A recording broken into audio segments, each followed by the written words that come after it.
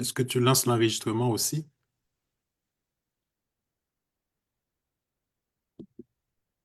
Oui, c'est prêt. Vous pouvez y aller. C'est bon? Mhm. L'enregistrement aussi, hein, je pense, c'est ça? Tout est bon. Vous pouvez y aller. Vous êtes déjà en ligne, Parfait, normalement. parfait. Mesdames et messieurs, bienvenue à cette causerie, cette présentation sur la dette haïtienne. Dans le cadre du mois de l'Afrique à Québec, la première édition organisée par le COPAC, le Conseil panafricain de Québec. Le COPAC, c'est donc le regroupement des Africains et des organisations africaines des Africains de la ville de Québec. Ça inclut aussi, bien sûr, les Afro-descendants, les Amis de l'Afrique, etc. Donc, pour cette première édition, nous nous basons sur, nous nous sommes inspirés de la thématique arrêtée par l'Union africaine. D'ailleurs, pour toutes les autres éditions qui viendront, ça va être la même chose. Nous nous inspirerons de la thématique de l'Union africaine. Donc, chaque année, l'Union africaine définit la thématique, une thématique. Cette année, c'est la thématique des réparations, donc la justice pour les Africains et les personnes afrodescendantes à travers les réparations. Donc, on entend par réparation les réparations de la colonisation, de l'esclavage, de la grande déportation des Africains vers les Amériques. Donc, cette année, la thématique tourne autour de ces questions-là. Et donc, le COPAC s'en est inspiré pour élaborer une programmation euh, sur la question des réparations. Et on est en pleine actualité, hein, ceux qui suivent l'actualité avec la crise entre la France et l'Algérie euh, participent de cette thématique-là de la réparation de la colonisation. Le cas d'Haïti est le cas de réparation par excellence. Donc la dette coloniale euh, haïtienne dont on parlera aujourd'hui illustre l'injustice de cet enjeu-là, de toute la question de la colonisation dont on parle. Donc, pourquoi est-ce que nous voulons parler de cette thématique? C'est très important d'en parler parce que dans les États caribéens, ce sujet est très plus abordé qu'en Afrique. Docteur Moussa Ali Moussa nous rappelait le 3 mai dernier à la leçon, à la causerie inaugurale que lors de la conférence sur le racisme à Durban en 2001, je pense, les pays africains s'étaient désolidarisés des pays caribéens qui voulaient inscrire la question des réparations à l'ordre du jour. Les pays africains s'en étaient désolidarisés. Pour eux, ce n'était pas important. Heureusement, une vingtaine d'années plus tard, l'Union africaine se rattrape. Depuis 2022, il y a une dynamique qui s'est enclenchée pour mettre à l'agenda enfin la question des réparations. Donc, il nous revient à nous, diaspora africaine, de nous en saisir aussi, d'en parler. Ce n'est pas une question historique du passé, ça a des impacts aujourd'hui. Quand on parle aujourd'hui du racisme, des discriminations, du profilage racial, nous sommes en pleine conséquence de ces événements historiques du passé là, qui ont des impacts aujourd'hui. Donc, comme diaspora africaine, et je l'ai déjà dit le 3 mai dernier, et je vais encore le répéter, la diaspora africaine, y compris la diaspora historique, donc les Afro-descendants, nous devrons être le relais de l'Afrique, de l'Union africaine dans le monde. J'aime à citer l'historien Eliki Mbokolo qui disait que sans nous, sans la diaspora, l'Afrique perd sa présence au monde. Donc, nous sommes les relais en quelque sorte des luttes qui se mènent sur le continent et nous faisons la jonction entre la diaspora et nos organisations doivent faire la jonction entre la diaspora et le continent. C'est en cela que chaque année, le COPAC va s'adosser à la thématique définie par l'Union africaine. L'Union africaine dont Haïti est d'ailleurs membre. Je ne sais même pas pourquoi Haïti n'a que le statut d'observateur. Je pense qu'il faudrait évoluer. Haïti a le droit d'être membre à part entière. J'espère qu'on y aboutira. C'est mon souhait en tout cas. Donc aujourd'hui, nous recevons Dr Lucien qui va nous entretenir de cette thématique-là de la dette haïtienne.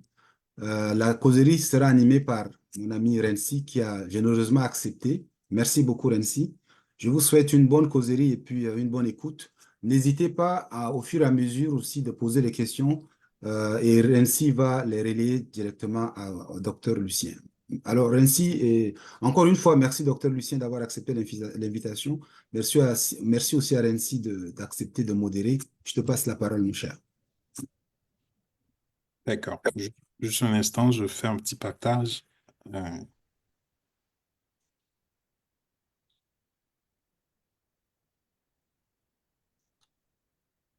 d'accord. Ben bon, salut, bonsoir Mbaye. Est-ce que vous m'entendez? Ça passe? Oui, je pense que mon micro est ouvert. Bonsoir Mbaye. Merci beaucoup d'avoir jeté le dévolu sur ma personne pour animer cette conférence, comme tu disais tantôt, qui est tenue dans le cadre de la première édition du Mois de l'Afrique ici à Québec, ce qui est une initiative du Conseil panafricain du Québec.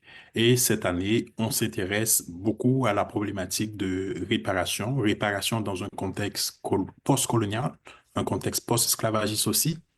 Et on ne saurait nullement aborder, je pense, une telle problématique sans faire un petit clin d'œil à Haïti, dont le cas est tout à fait singulier, dont le cas est tout à fait un cas d'excellence par rapport à la question.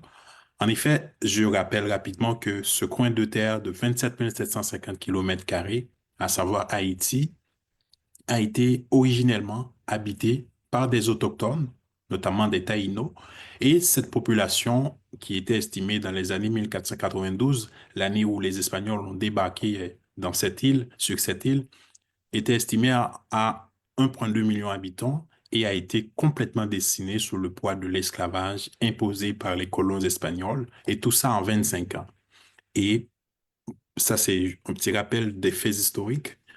Pour renouveler cette main-d'œuvre d'esclaves, il y avait une nouvelle population qui était attaquée, c'est la population d'Afrique.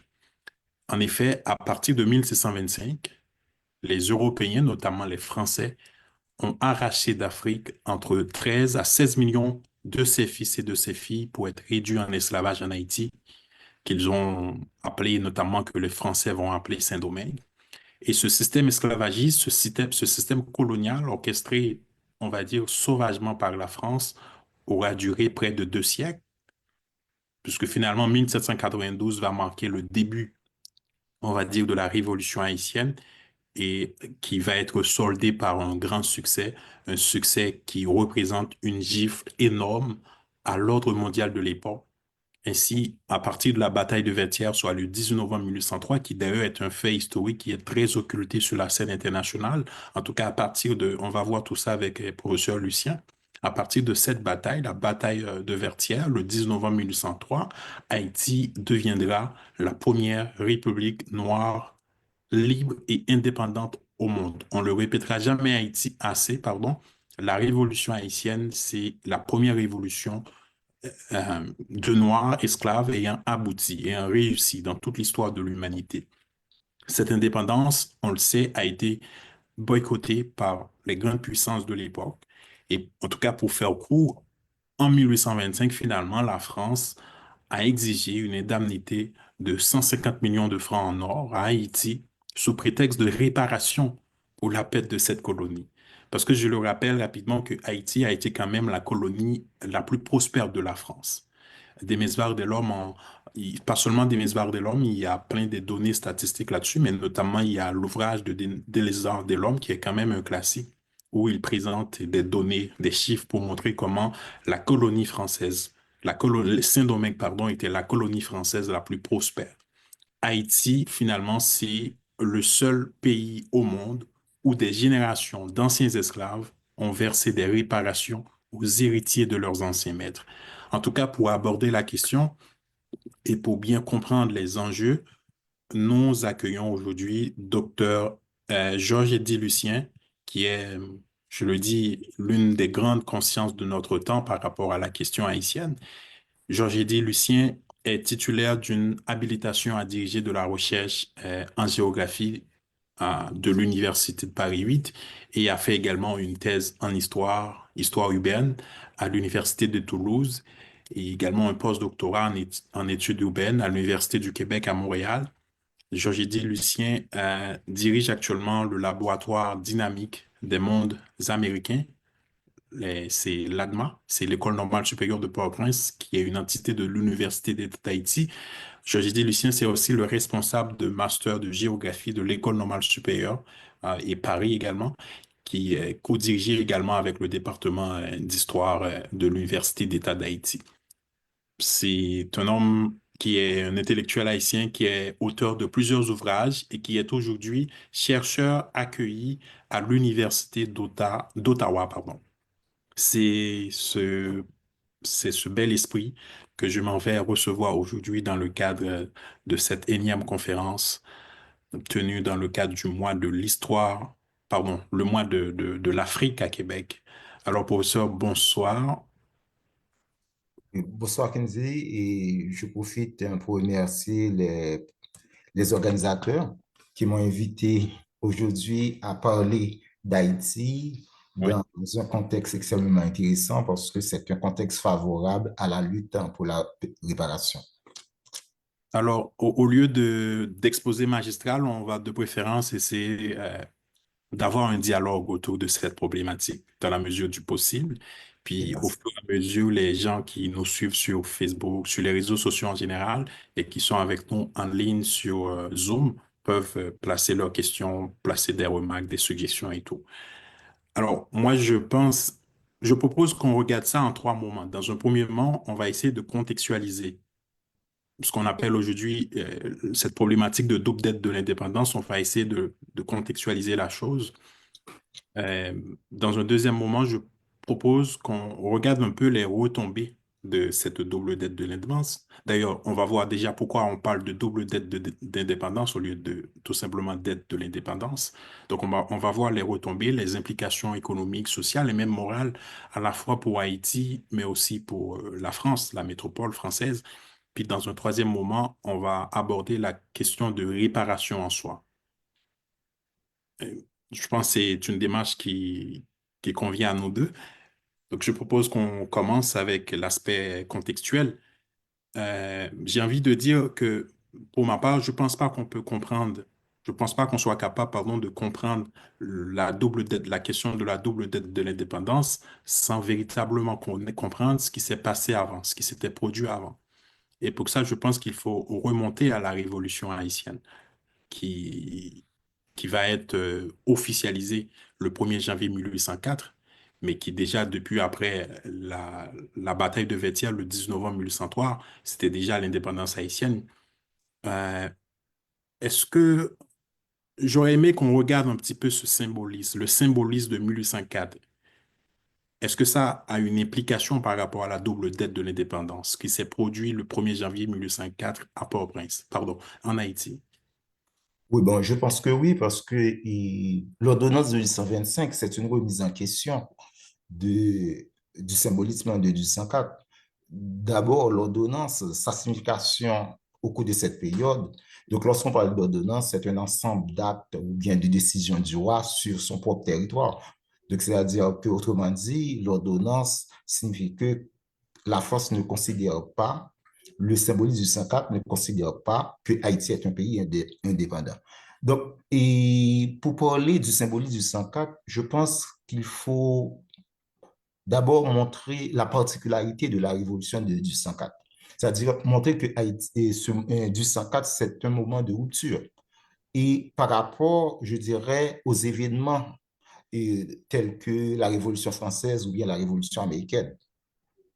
Donc, lorsqu'on parle de révolution américaine, c'est quoi? La révolution américaine aboutit, je dirais, à une cohabitation de l'indépendance et de l'esclavage. Et cela va de soi parce que les groupes sociaux en conflit et aux États-Unis, bon, il n'y avait pas encore les États-Unis, mais les groupes sociaux, ces deux groupes sociaux, que ce soit les colons anglais, que ce soit la métropole anglaise, s'enrichissaient du système esclavagiste. Donc, donc, le conflit ou bien le désaccord était autour de cette question, entre guillemets, tout port et pour la métropole.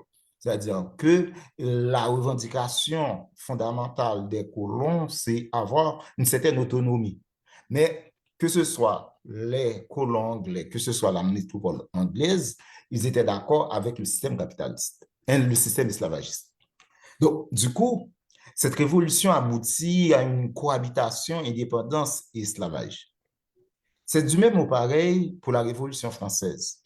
Donc, la Révolution française, je dirais, c'est une certaine convivialité entre liberté et colonisation. Donc, la revendication, c'est surtout avoir une certaine liberté politique parce que la contradiction, c'est que la bourgeoisie montante, je veux parler de la bourgeoisie française, avait du mal pour investir et en France, parce qu'il y a tellement d'obstacles mis par l'ancien régime, c'était compliqué. Il fallait avoir le pouvoir politique pour pouvoir investir et même pouvoir réinvestir les profits.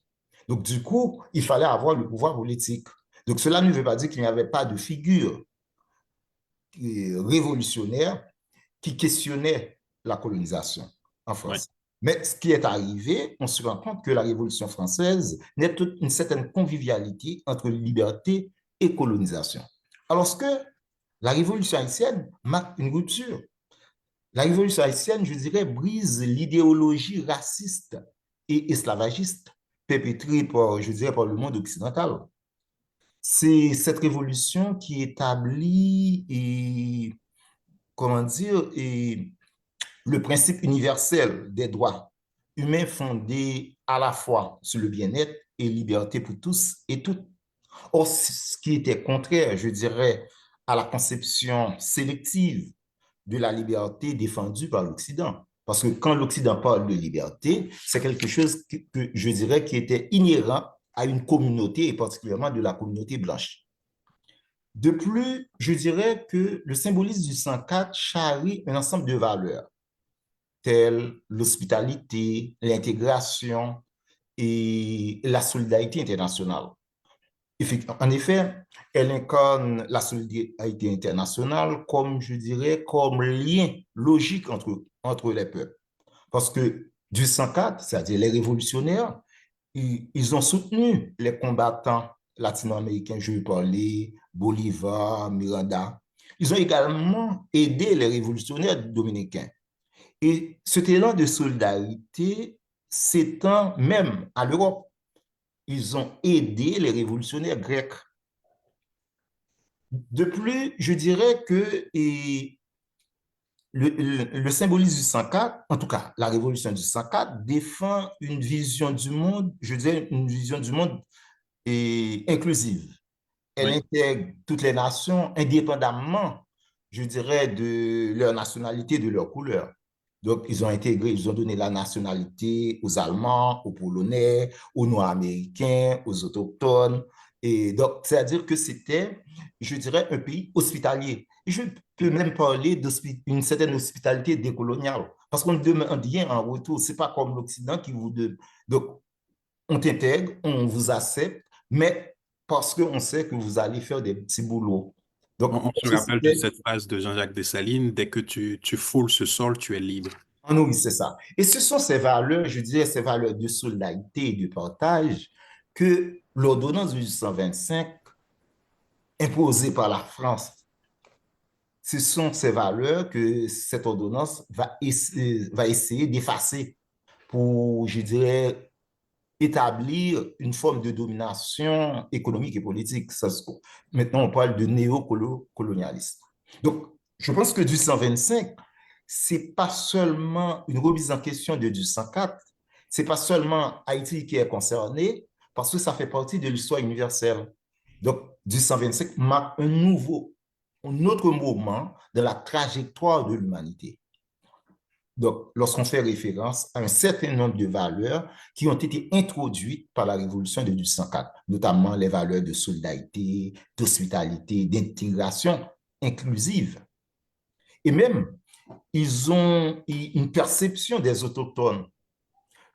C'est-à-dire le fait de dénommer Haïti, le pays Haïti, ça fait référence au nom qu'il y avait avant. Donc, d'une part, c'est-à-dire qu'on a accepté, il y a eu un génocide. Mais en même temps, c'est une forme de solidarité entre les déshérités, entre les gens qui ont, entre guillemets, comme on dit en Haïti, bourriqué, qui ont travaillé pour enrichir, et je dirais, l'Occident. Mais également, c'est une façon de convoquer l'organisation sociale qu'il y a eu avant 1492. Avant 1492, comment vivaient les Autochtones? C'était une organisation sociale axée sur le bien-être de tous. Donc, c'est-à-dire le rapport qu'il y avait entre l'environnement, c'est, je dirais, il y avait le primat de l'usage, c'est surtout l'usage. Alors, ce que ça va être inversé par les Occidentaux, c'est surtout l'échange. Donc, on va s'approprier de ce territoire, mais comme espace utile, c'est-à-dire comme espace pour s'enrichir. Et en ce sens, 1492 marque une rupture avec la réalité qu'il y avait avant, et du 104 marque une autre rupture, c'est-à-dire une rupture qui remet en question ce système basé sur l'exploitation de l'homme par l'homme. Bon, de l'homme par l'homme, mais il faut dire qu'on ne considérait pas que ce soit les autochtones, que ce soit les captifs africains comme des hommes. Du capitalisme, tout simplement, on va dire. Et oui, oui, c'est ça, c'est ça. Ouais, je pense qu'on peut faire un glissement. Tu l'as plus ou moins fait tantôt, un glissement vers la double dette de l'indépendance. J'aurais aimé qu'on commence par une espèce de précision sémantique. Oui, La parce que dette, ouais, on parle de quoi exactement, la double dette de donc, l'indépendance? lorsqu'on parle de double dette, ça ne tient pas debout, ça n'a aucun sens. Le fait de parler de dette, cela revient à dire qu'il y avait une transaction entre Oui, deux États. D'ailleurs, le fait qu'on parle d'ordonnance, cela veut dire que c'est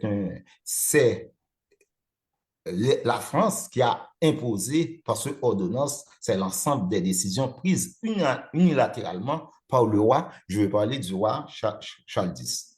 Et si on veut parler de dette de l'indépendance, c'est comme il y avait une règle de droit écrite, c'est-à-dire que, ou du moins, on admet qu'il y a des êtres supérieurs ou bien une communauté supérieure qui peut décider du statut des peuples. oui, Donc, le, donc c'est pour cette raison qu'on ne peut pas utiliser la dette de l'indépendance. Donc, de plus en plus, on utilise la rançon. Et la rançon, ça rime bien avec la situation. C'est-à-dire le fait qu'on a rançonné Haïti, c'est une extorsion. Mais dans le même temps, il faut relativiser lorsqu'on parle de rançon. Parce que oui. lorsqu'on parle de la rançon suppose, je dirais, un rapport de force nettement, je dirais, défavorable pour le rançonner. Autrement dit, le gouvernement haïtien était obligé. Alors, ce que me semble-t-il que, on va développer peut-être ça après, me semble-t-il qu'il y a des conditions matérielles qui ont guidé l'attitude Des des Haïtiens. dirigeants. Parce que immédiatement après du 104, on avait du mal pour faire la différence entre élite dirigeante et classe possédante En Haïti. en Haïti. C'est ceux qui tiennent le pouvoir, ce sont également ceux qui sont détenteurs des moyens de production. Et on va se rendre compte qu'il va y avoir une contradiction entre le fait d'avoir beaucoup de terres Oui. et la non-reconnaissance de l'indépendance, parce que ça limite la possibilité d'écouler les produits. Et du coup, on va voir que me semble-t-il que l'ordonnance du 125, c'est une forme de gestion de cette contradiction. Mais et je voulais revenir Mais sur... par rapport à ça, est-ce que là, tu es en train de dire qu'il y avait des acteurs locaux qui avaient intérêt dans cette rançon? Oui, Par non, exemple, oui, non, certainement, certainement, certainement.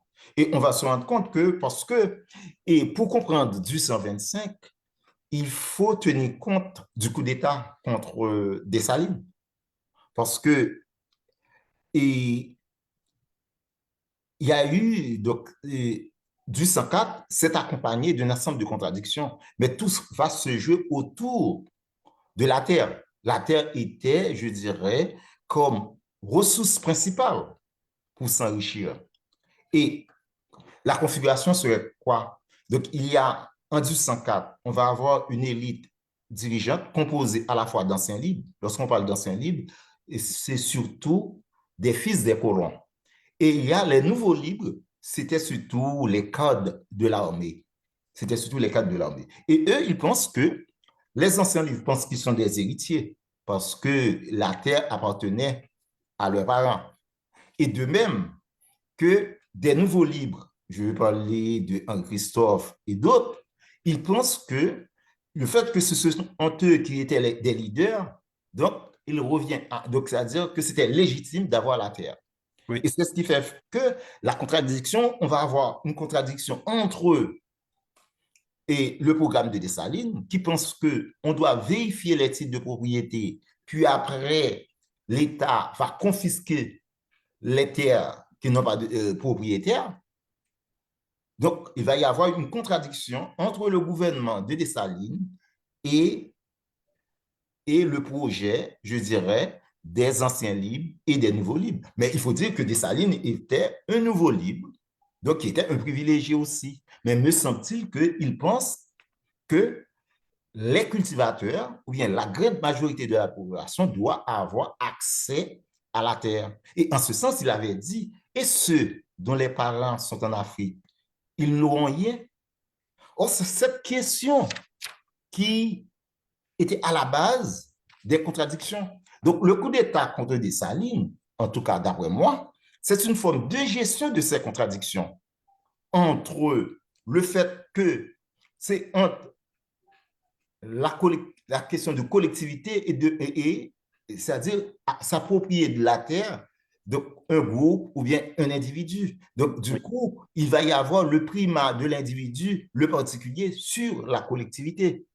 Mais dans le même temps, il y a d'autres contradictions, c'est que ces élites voulaient produire des denrées pour l'exploitation. Et en ce sens, il n'y a pas de rupture entre 1804 et avant 1804. Alors que pour la grande majorité de la population, je vais parler des paysans, donc il s'agit pour eux d'avoir leur lopin de terre et pouvoir produire pour satisfaire d'abord leurs besoins.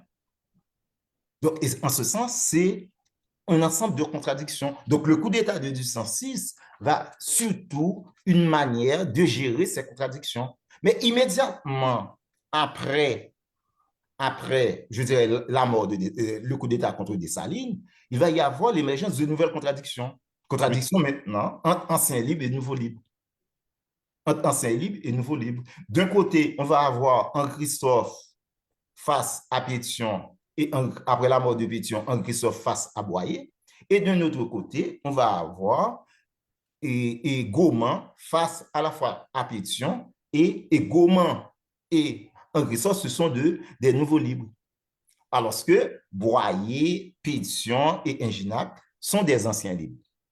Et en 1820, ce serait un autre moment parce que les deux figures qui, en tout cas, Henri-Christophe qui représentait le nouveau libre dans la coalition des alliances entre anciens libres et nouveaux libres, il est mort. Et dans le même temps, en 1820, Gaumont, qui avait constitué un territoire, je dirais, libéré avec les masses paysannes, Gaumont est mort. Donc, le fait que Gaumont, c'est-à-dire les anciens et les nouveaux libres, les grandes figures des anciens libres et des nouveaux libres sont morts, donc maintenant, il va y avoir une recomposition de la coalition des élites dirigeantes.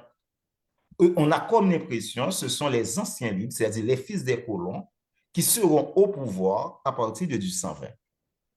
Ce qui fait que 1820, on pourrait dire, les veines sont ouvertes, pour répéter Galiano, parce que la négociation qu'il va y avoir en 1825, c'est la négociation entre les fils des colons et la métropole.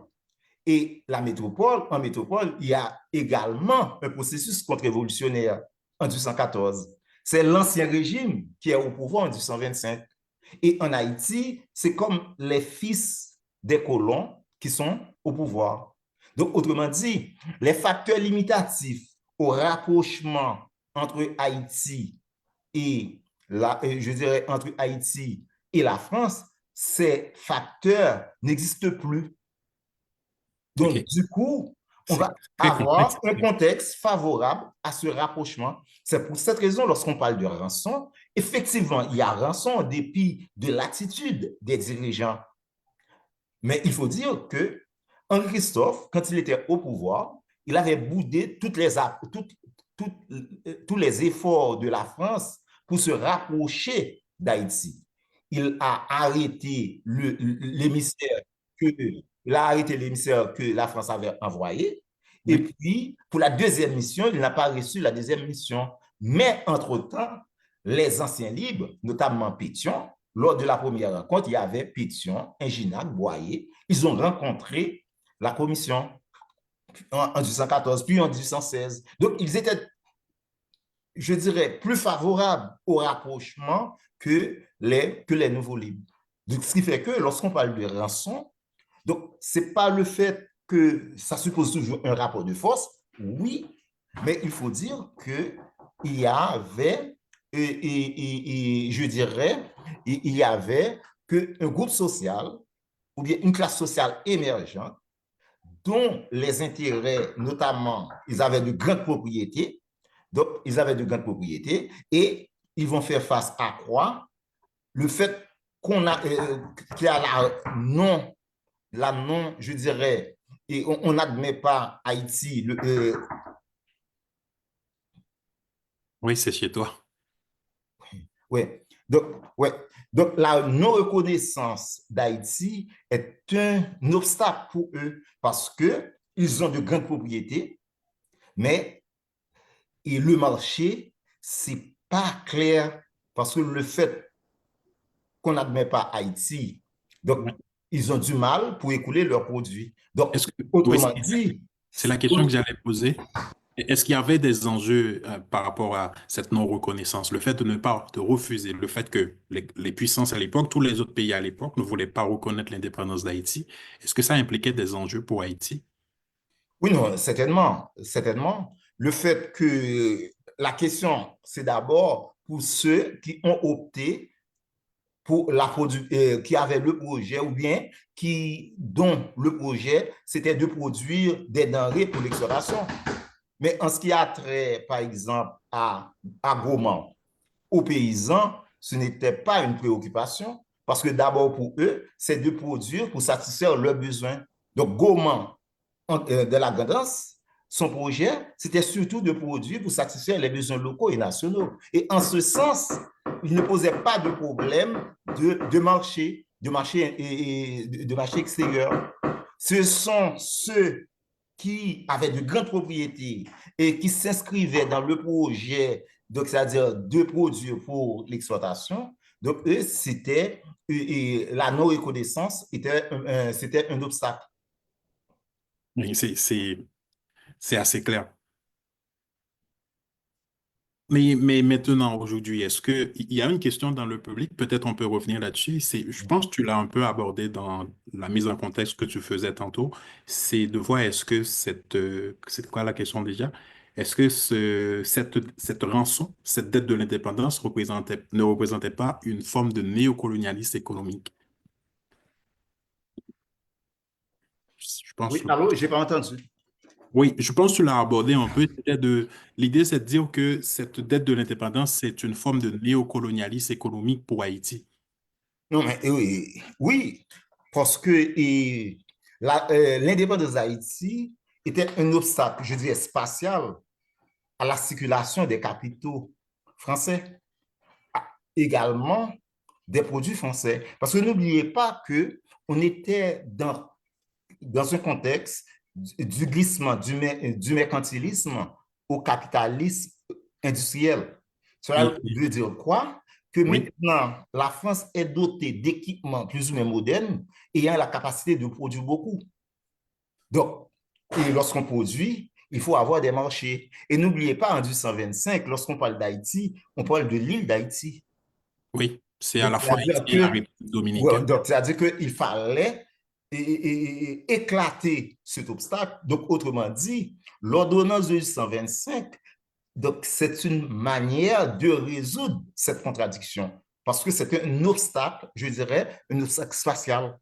Et, Est-ce que, et à la fois, quand il y a industrialisation, donc les industriels, ils ont besoin de l'argent. Du coup, progressivement, qu'est-ce qu'on va remarquer? Il va y avoir le poids, je dirais même, le poids des banquiers dans le système politique français. Autrement dit, l'État va devenir de plus en plus un courtier qui recherche des opportunités pour les banquiers. Et étant donné qu'on est dans les moments de balbutiement oui, de l'industrialisation, donc ils ont du mal pour trouver de l'espace pour investir les capitaux inemployés.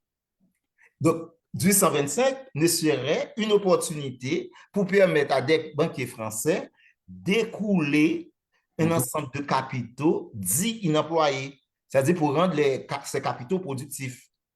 OK. Mais ma question, c'est du côté d'Haïti, est-ce il y avait pas de résistance? Est-ce qu'on Oui, avait accepté la rançon ou est-ce donc, que... il faut dire qu'on était dans un contexte Ouais. différent. On était dans un contexte de pacification. C'est-à-dire qu'on avait Gaumont qui a combattu à la fois le gouvernement de Pétion et de Boyer pendant près de 14 ans, de 1807 à 1820. Gaumont est mort. Donc, il va y avoir une pacification du pays, pacification du Sud et de la Grand'Anse, et en même temps, Henri Christophe est mort. Donc, il y a une pacification dans le Nord. Donc, Oui. cela revient à dire que le contexte de Boyer est différent de celui de Pétion, parce que Pétion était obligé de faire des compromis. Il était pour la grande propriété, mais il devait mener une politique de charme pour attirer les cultivateurs qui étaient avec Gaumont. Et en ce sens, Gaumont a favorisé le processus de petite propriété parce que Pétion était obligé de faire des dons aux cultivateurs, une manière pour casser, pour contenir les mouvements sociaux. Parce que n'oubliez pas que Pétion avait dans le nord, en face de lui, Henri Christophe, dans la Grand'Anse, et par moments, d'autres chefs. Il y avait Rigaud dans le sud. Et en ce sens, pour calmer la population et puis pour casser les mouvements, il fallait mener une politique de charme. Ce qui fait que même si la politique agraire de Pétion n'était pas forcément une politique volontariste, c'était une politique conditionnée par la situation qui prévalait au cours de cette période. On va essayer d'avancer un peu dans notre débat pour essayer de voir un peu les retombées. Tu en as parlé un peu plus ou moins, mais j'aurais aimé qu'on mette l'accent là-dessus. Déjà aujourd'hui, on parle la dette que Haïti, en tout cas la rançon que Haïti a payée, elle est évaluée à l'époque à 150 millions de francs en or. Aujourd'hui, qui vaut combien en euros ou en dollars américains? Bon, il faut dire qu'au cours de cette période, et cette somme équivalait à près de 10 ans de recettes fiscales Oui, annuelles d'Haïti, près de oui. 15% du budget annuel de la France. Donc maintenant, par exemple, C'est un on argent que pourrait... Haïti ne disposait pas dans son budget, quoi. Ah non, non, non, non. Mais, et c'est ça, le fait d'imposer 150 millions, donc on savait que Haïti n'a pas la capacité. Parce Oui, qu'il faut dire que, et en même temps, le ministre, je vais parler du ministre du ministre des Finances français. oui. Donc, j'ai lu, j'ai visité différentes sources qui révèlent son rapport qu'il avait avec des banquiers.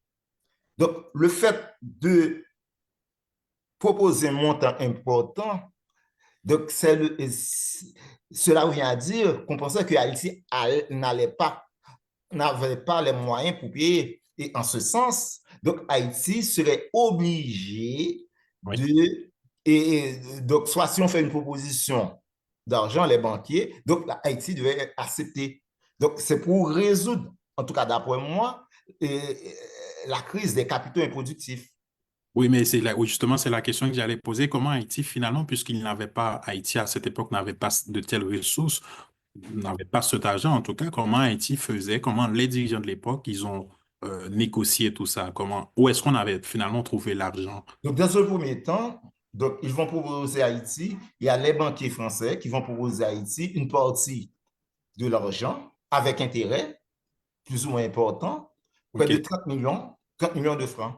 Et c'est pour cette raison qu'on parle des fois de double dette. Mais moi, je ne veux pas utiliser cette Double dette. catégorie double dette parce Ça que ça reste ne une tient pas rançon. debout. S'il y a double dette, il n'y a pas Il y a un extorsion. échec. OK, c'est Donc, ça. il n'y a pas extorsion. Il y a une Alors que, extorsion oui, et il va y avoir, à partir de cette extorsion, il va y avoir un processus d'endettement. OK. Donc, la question de double dette, c'est des notions, et je dirais, ce sont je dirais, des mots qui font partie de lexique de l'Occident. C'est-à-dire pour justifier et légitimer qu'il y avait une dette. Parce que c'était, je dirais, une rançon. Donc, il y a la rançon d'abord, et à partir de la rançon, on va inscrire Haïti dans un processus d'endettement. Et il faut dire que du 125, c'est un moment extrêmement important. Parce que c'est à partir de 1825, on va vraiment construire le système financier international à partir de la dette. La dette serait un élément important. Ça permet de rendre productifs des capitaux improductifs, mais en même temps, ça renforce la dépendance par rapport aux banquiers et par rapport à un certain nombre de pays. Donc, du coup, la dette a plusieurs, je dirais, plusieurs fonctions. Mais concrètement, qu'est-ce que ça impliquait aussi pour le peuple haïtien Donc, pendant cette époque? il faut nuancer lorsqu'on dit peuple, là, je dirais. Parce que lorsqu'on dit peuple, il y a également ceux qui profitent de 1825, mais Oui. il y a la majorité de la population qui sont les paysans. Je parle de la grosse masse paysanne. Oui, c'est ça. Parce que, et j'avais dit tout à l'heure que il y avait une contradiction. Le fait que, et la contradiction première, c'est-à-dire entre Dessalines et les anciens libres et les cadres de l'armée qui font partie des nouveaux libres, donc c'était autour de la terre. Donc ce qu'ils voulaient, c'est de faire main basse sur les ressources du pays. Donc de 1806, ils ont pu accumuler. Ils ont accumulé de 1806 à 1820. Et quand Henri-Christophe et Gaumont sont morts, donc ils ont la possibilité d'accumuler de nouveau. Et ils vont contrôler toute l'île. Donc ils auront la partie de l'Est pour accumuler. Donc maintenant, quand ils sont arrivés en 1825, ils sont de grands propriétaires fonciers. Donc la non-reconnaissance de l'indépendance est un obstacle parce que ça pose deux problèmes. Pour mettre en valeur les grandes propriétés, il y a trois éléments qui sont importants. Les capitaux, oui, la main-d'œuvre, le marché. Mais les capitaux, ça marche avec le marché. Donc, il faut avoir la main-d'œuvre. Et pour avoir la main-d'œuvre, il faut mettre fin au processus de petite propriété. Donc, c'est pour cette raison, à partir des années 20 et surtout en 1824, et Boyer va promulguer un ensemble de lois et également le code rural. Donc, c'est pour stopper la petite propriété. Et dès qu'on arrive à stopper la petite propriété, on arrive à libérer la main-d'œuvre. Donc, on aura une main-d'œuvre des gens qui n'ont pas de terre et qui sont obligés d'aller travailler dans les grandes propriétés. Donc, ceci dit, donc, ce n'est pas le peuple, c'est la majorité de la population, les paysans. OK? Ouais. Donc, mais pas seulement les paysans, l'environnement des paysans. Parce que en 1825 et 2 ans même avant, le prix du café, parce que le prix du café baissait sur le marché international. Donc, on ne pouvait pas compter sur le café pour payer la rançon. Finalement, et ça fait comment? On va couper les arbres. Donc, autrement dit, oui, ça va avoir des répercussions à la fois sur les paysans. Ce sont eux qui vont travailler, comme on dit en Haïti, ce sont eux qui vont bourriquer.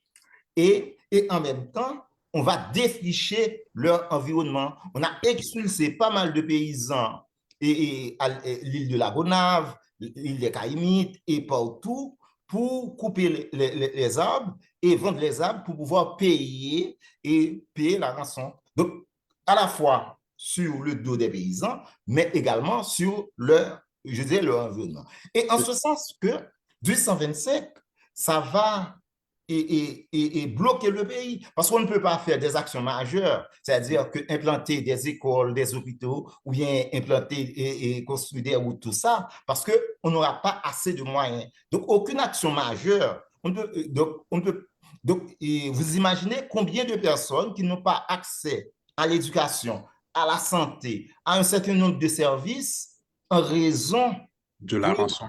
De la rançon. Et ça a pris combien de temps? Ça a duré combien de temps? Bon, et pour certains chercheurs, on parle de 1888. Mais la question, pour d'autres, c'est pendant 122 ans.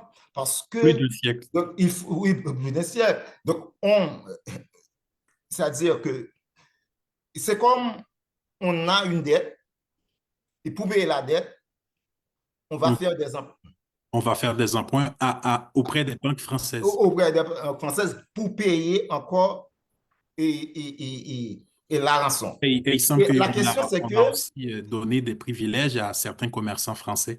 oui, non, certainement, et l'État, c'était le problème. Par exemple, sous nos Alexis, il y avait, et je crois qu'il voulait avoir près de 12 millions de francs comme prêt. Mais finalement, il a reçu 9 millions, 3 millions pour les commissions. Donc, 3 millions pour les commissions, ça veut dire que sur papier, c'est 12 millions, mais réellement, on reçoit 9 millions. Donc, OK. c'est tout un processus d'extorsion en extorsion et que ça donne quoi? On va avoir deux territoires déséquilibrés. D'un Mais côté, la France, un oui, pays riche, et Haïti, un pays pauvre. Mais je dirais voilà, un pays appauvri. voilà. C'est-à-dire qu'il y a une relation, je dirais, une relation entre riches et pauvres. Donc, Oui. si on veut parler de la France, faire de l'histoire de la France, on peut rien dire de la France. Il suffit de se limiter, de convoquer Haïti et on va comprendre c'est quoi la France. Et Parce que c'est ce que j'allais. Haïti a Oui, participé et Karl Marx a parlé d'économie accumulation, non, a parlé d'accumulation primitive. C'est-à-dire que pour comprendre le changement ou bien le glissement du mercantilisme au capitalisme, il fallait revisiter l'Amérique de 1492 à la fin du XVIIIe siècle. Donc, on se rend compte que c'est à partir des capitaux ou bien de la richesse produite par les esclaves et que certains Français ou bien Européens, ils ont tellement de moyens, ils peuvent passer maintenant du mercantilisme au capitalisme industriel. Donc, si on veut comprendre tout ça, c'est à partir d'Haïti. N'oubliez pas que avant 1789, 40% de ce qu'on consommait dans le monde venait de la colonie de Saint-Domingue. Et de oui, deux, pour comprendre la Révolution française, je veux dire en partie, ce sont les conditions matérielles des gens, oui. c'est-à-dire ceux qui ont accumulé comme colons, ou bien ceux qui ont accumulé comme négociants, ou bien Oui. comme commerçants. Ils ont beaucoup de moyens et du coup, il va y avoir contradiction entre l'ancien régime qui ne permet pas, qui ne donne pas la possibilité de pouvoir réinvestir la plus grande part des profits et ils se rendent compte qu'ils doivent avoir le pouvoir politique. Donc, pour comprendre la Révolution française, on ne peut pas faire abstraction de Haïti. Et de Oui, même, on ne peut pas faire abstraction de Haïti lorsqu'on veut parler de la France comme puissance industrielle. Et en ce sens, quelqu'un qui veut comprendre la France, il peut faire abstraction de la France et met l'emphase seulement sur Haïti. oui, c'est un autre aspect que j'allais aborder avec toi et je pense que tu l'as fait plus ou moins. Je voulais essayer de voir ce que cette dette aussi, cette rançon en tout cas, je vais éviter de parler de dette, ce que cette rançon a apporté pour la France. C'est un aspect que je voulais aborder, mais je pense que tu as plus ou moins fait le point là-dessus. On peut peut-être essayer de voir Donc, la Tour Eiffel, par exemple, et d'après les données ou bien le New York le Times travail de New York Times, la Tour Eiffel est financée par par, Haïti. Donc, à par- travers, par le truchement de CIC, qui est une oui, banque française. oui. Puis on peut voir, essayer de voir le troisième moment de notre dialogue, c'est en termes d'actualité. Aujourd'hui, qu'est-ce qui est fait? Parce que pendant longtemps, on ne parlait pas de la rançon, on ne parlait pas de ça. Mais Ouais, depuis ouais. quelque temps, c'est venu dans l'actualité de plus en plus. Donc, au niveau, je dirais que il y a un contexte favorable. Il y a tout un mouvement en faveur des réparations et ça gagne du terrain, je dirais, partout en Afrique. Et Et, il y a un contexte par exemple, il y global a qui l'Union affecte. africaine qui a Ouais, fait de 2025 l'année de justice pour les Africains et les personnes, je dirais, d'ascendance africaine. Il y a la commission, on a parlé la dernière fois de la commission de réparation du CARICOM, dont je dirais, les objectifs, c'est annuler la dette, compensation financière et d'autres.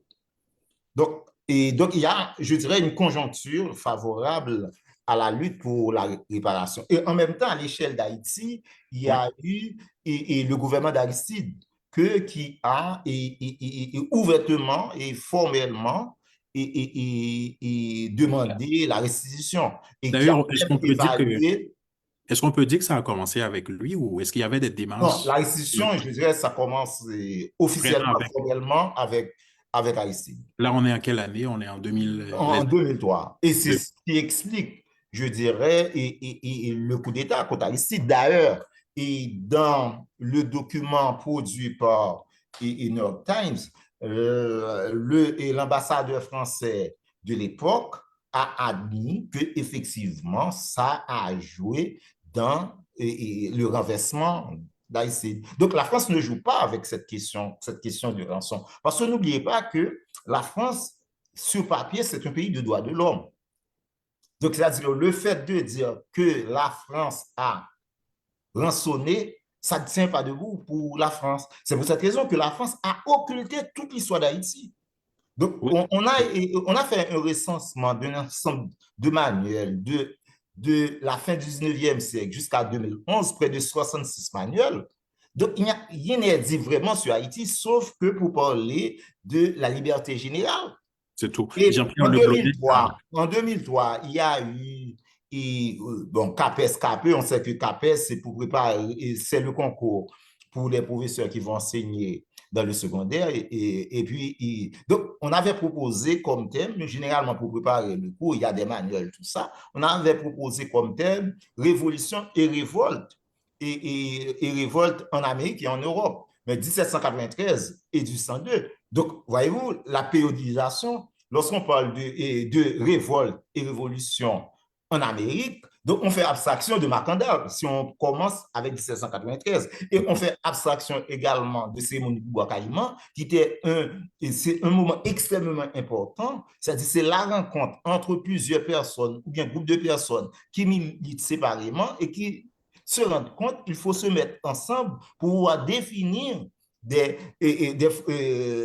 luttes ensemble, des formes de lutte, des stratégies de lutte.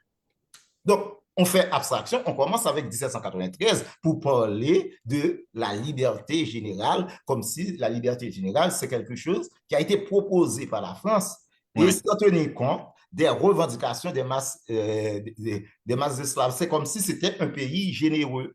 Et ça termine en 1802. Cela vient à dire qu'on ne va pas parler de 1803. On ne va pas parler de la défaite de la plus grande armée du monde en Haïti en 1803. bien avant la bataille de Waterloo. Ouais, et pour préparer ce concours, il y avait près de 18 manuels. Et 17 manuels ont terminé en 1802. Cela vient à dire que ceux qui ont préparé le concours et qui vont enseigner en France ne savent rien ce qui s'est passé en Haïti après 1802. Donc, on a tout occulté. Et dans la même année, il y avait une exposition sur Napoléon, sur les guerres de Napoléon. Rien n'est dit sur la guerre de 1802. La bataille de Vertières. Non, rien n'est dit. Donc, il y a une manière d'occulter tout ça, mais en même temps, même en Haïti. Donc, moi, j'ai visité les programmes actuels. Donc, il n'y a pas un mot dans le programme. Donc, je ne parle pas des professeurs qui travaillent avec des étudiants, des élèves sur la période, le début du 19e siècle. Ça dépend du professeur. Mais dans le programme, rien n'est dit sur la rançon, sur la dette. Et nos dirigeants ont toujours une attitude battante en ce qui a trait à cette question. Parce que n'oubliez pas qu'il y a toujours un rapport de dépendance entre les élites politiques, économiques et surtout intellectuelles des pays anciennement colonisés. Donc, c'est-à-dire qu'ils ont toujours une attitude bâtarde parce que la métropole, c'est la métropole qui définit, c'est la métropole qui fait tout, c'est la métropole qui dit que, bon, vous êtes véritablement très bon intellectuel, tout ça. Et si on veut faire une très bonne carrière, il faut avoir le sens du placement. Et avoir le sens du placement, cela dit qu'il ne faut pas convoquer les mots qui fâchent, ou bien il ne faut pas faire des réflexions qui peuvent faire fâcher parce que la France est un Dieu jaloux. Donc, c'est-à-dire qu'il faut éviter. Et on a vu ce qui est arrivé avec le gouvernement d'Aristide. Et ça, même dans le champ académique, c'est la même chose. Non, oui, c'est dans le champ académique, c'est tout Et à fait c'est pareil. toujours l'Occident qui dicte le sens du savoir, qui dit voilà ce qui est bon, ce Ah qui oui, n'est pas. non, oui, non, c'est ça. Donc, et C'est, Bourdieu a parlé du champ académique. Le champ ouais. académique, c'est comme une règle graduée entre 0 et 10. Donc, celui qui est autour de 9 ou bien 8, qui dit que c'est très bon, c'est un très bon intellectuel, finalement, on n'a pas besoin d'aller lire ce qu'il écrit, il est très bon parce que ce sont des arguments d'autorité. Oui. Donc, pour eux, on n'est pas sorti de l'auberge coloniale, finalement. Oui, oui, mais c'est toujours compliqué entre les élites des pays anciennement colonisés mais par moment, il y a des résistances. Par Oui, moment, par moment, on il y a a des eu, leaders qui font la différence. est-ce Mais, que, mais par moment, il y a des leaders oui, qui qui font font la la différence. différence. Oui, Oui. c'est, Mais ouais, si ouais. on veut quelque chose de plus systématique. Et tu l'as montré tantôt que dans le cas d'Haïti, on a des faits historiques qui sont invisibilisés. Quand ils ne sont pas invisibilisés, ils sont falsifiés par l'Occident, en tout cas Non, par les anciennes métropoles. mais il faut Et dire qu'après 1825, il va y avoir le Concordat en 1860. C'est la France qui va proposer le contenu d'enseignement. Donc, c'est-à-dire ce qu'on doit enseigner. Et c'est la France qui va expliquer les événements. On va nous dire que la Révolution haïtienne est fille de la Révolution française. On a vu ouais, le président, dans la lettre du président c'est français très insultant. Macron, il en a parlé. Alors que c'est l'inverse. C'est très insultant. C'est le fait d'avoir accumulé et maintenant on veut réinvestir. Donc, on se rend compte que l'ancien régime est une barrière. Donc, Mm. voyez-vous que ce sont eux qui donnent du sens. Et jusqu'à présent, pour les programmes au ministère de l'Éducation nationale, ce sont des programmes qui sont très encadrés, soit par des consultants canadiens, français, ou bien plus généralement par une institution comme l'UNESCO. C'est-à-dire que le ministère de l'Éducation nationale travaille toujours avec, et quand je dis travail, c'est comme le rapport qu'il y a, un rapport de domination. C'est pour cette raison que je dis que, par exemple, lorsqu'on relit la lettre ou bien le texte de Macron, on se rend compte que c'est du même au pareil. C'est un D'ailleurs, code d'ordonnance parce que une question. c'est lui qui dit voilà les modalités, comment on va faire. Bon, il y a dit sur la restitution, mais on voit que c'est du même au pareil. Sauf que Charles X a eu, en tout cas, il a apposé sa signature au bas du texte. Ouais. Mais le président français, et je pense que dans 2 ans, il ne sera plus président, et puis, donc, il n'a pas signé. Donc, c'est la question que j'allais te poser. Et aujourd'hui, il y a le président français qui vient de créer une commission par rapport à la question haïtienne, la double dette, la rançon de l'indépendance. C'est quoi ton avis? Est-ce que c'est quelque chose qui va aboutir à quelque chose de sérieux pour Haïti ou Bon, la poudre aux yeux, tout simplement? bon, moi, je dirais que, par exemple, je ne suis pas contre des dates, revisiter le passé, mais à trop vouloir parfois partager la mémoire, parfois on finit par diluer la faute. Or, tout le monde sait qu'il y a une extorsion. Lorsqu'on fait une commission d'historiens en histoire, nous, comme historiens, c'est établir la vérité. Oui. C'est-à-dire que établir la vérité pour avoir une représentation de l'événement. Mais ce n'est pas une vérité avec grand V, on se rapproche de la vérité. Donc, c'est-à-dire le fait qu'on a mis une commission d'historiens, cela sous-entend qu'il y a eu des doutes sur les recherches. Or, jusqu'à présent, que ce soit les travaux qui sont réalisés par des chercheurs haïtiens ou étrangers, il n'y a pas vraiment de discussion. Peut-être sur les questions de chiffres, mais questions de chiffres, maintenant, on a quelques... C'est facile Oui. Oui. pour calculer. Par C'est exemple, il plus y un a des travail chiffres. d'économiste que d'historien, ça, Ah oui, non, les non, chiffres. non, moi je pense que le travail d'historien, c'est déjà fait. Oui. C'est déjà Et pas fait. seulement par des historiens haïtiens, même des historiens français même. Il y en a Oui, oui, oui. qui établissent ça comme un fait historique. Mais au-delà de cette démarche, par exemple, celles qui ont été entreprises par Jean-Bertrand Aristide, pardon, es-tu au courant d'autres démarches qui ont été entreprises dans ce même sens pour la restitution, la réparation? Non, non, jusqu'à présent, on sait il y a eu, je dirais, des discours. C'est-à-dire que demande de restitution de la part de 2 présidents de CPT. Donc, c'est un discours. Un Mais discours. il me semble-t-il qu'il y a un hiatus énorme entre le discours et les pratiques des dirigeants haïtiens. Et je Mais, comprends que depuis 2003, les dirigeants qui viennent après, Haïti, ils sont très, très prudents en ce qui a trait à cette question. Parce que, d'ailleurs, ouais. Macron est imbu de cette situation. Voyez-vous, dans le texte, il a mis que, donc voilà, on va vous protéger. Donc, c'est-à-dire que c'est un deal, je dirais, de la lettre. Donc, jusqu'à présent, on ne sait pas ce qui se passe. Parce que il y a le discours, quelques minutes après, bien quelques heures après, il y a un décret. C'est-à-dire que c'est comme un siège social. La France, c'est le siège social. La siège social, c'est Haïti. C'est-à-dire que la décision est prise parce que le siège social, c'est une instance directionnelle. Donc, ils ont pris la décision et puis nos dirigeants sont là pour exécuter immédiatement. Donc, voilà, c'est une lettre. Et donc, eux, ils vont beaucoup plus loin. C'est un décret. Mais j'ai une C'est comme si on relit et si on refait ou bien revisite de façon chronologique et la période ou bien du 125 à partir de avril du 125 jusqu'à juin ou bien juillet, c'est du même pareil. C'est-à-dire que les modalités sont envisagées par Charles X, Oui. puis il y a Boyer, Inginac, et à tête baissée, et puis il exécute. Et c'est comme la même dynamique coloniale, quoi. Non, c'est la même dynamique. C'est la même dynamique. Il n'y a pas de frontières. Donc, on a comme l'impression, on a beaucoup vécu. C'est-à-dire qu'on connaît le pays depuis 125, 200 ans, c'est du même au pareil. Et il y a un journaliste haïtien à la fin du 19e siècle qui disait que plus ça change, plus c'est la même chose. Mais finalement, comment Haïti devrait s'y prendre pour être réparé par la France? Parce que oui, Donc, et je ne dirais pas comme Haïti aussi, parce que pour cette question, il y a plusieurs représentations. Il y a plusieurs représentations. Représentations en ce sens que Haïti, ou bien, c'est une société divisée en classes, comme partout, même en France. C'est-à-dire qu'il n'y a pas les mêmes représentations.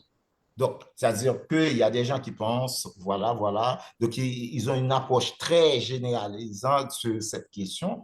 Moi, je pense que